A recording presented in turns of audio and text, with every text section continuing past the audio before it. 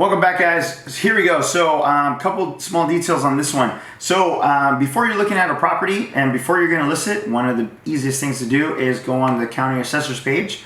So you go to LA County Assessors page. Doesn't matter what city you're living in, California, Nevada, Arizona. So no matter where you're at, you want to pull up the county assessors page so you understand what you're buying. So there's a number called an APN number. That APN number, it's a map. It's like a little parcel. It gives you a little square, tells you exactly what you own, as you can see on this diagram.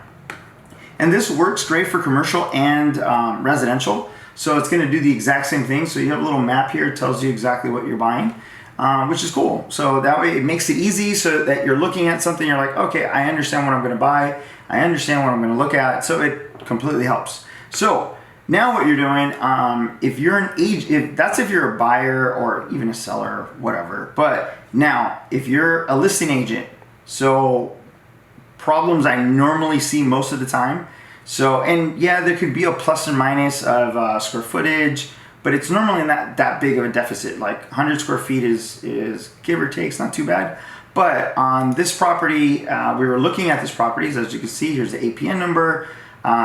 This matches with this number over here, gives me the same parcel. So APN parcel, same thing, right? It's going to give you same information. So I plug in that number, which is great, and it tells me that the gross lease area, that's what GLA is 4,800 square feet, which matches what's on the building. So great. So now I'm looking at the land, so I want to know exactly how much land I'm buying.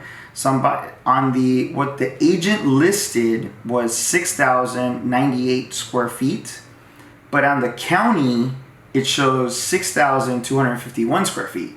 That is awesome. So that means that what's legal is going to be what's on the county. So that's what's going to be legal. So just off the bat, I'm probably getting a little bit over an additional 100 square feet. That's what my client's probably going to get, which is awesome. So you want to keep that in mind, that making sure that when the information that you're putting in, that it's correct. So if for whatever reason your listing software, Redfin, CoStar, whatever you're using to go ahead and list, that just make sure it's matched. If it's incorrect, just send an email and say, hey, according to the county recorder's office, this is the information, this is what I have, and that's the information you're going off of. So you want to use what's registered with the county.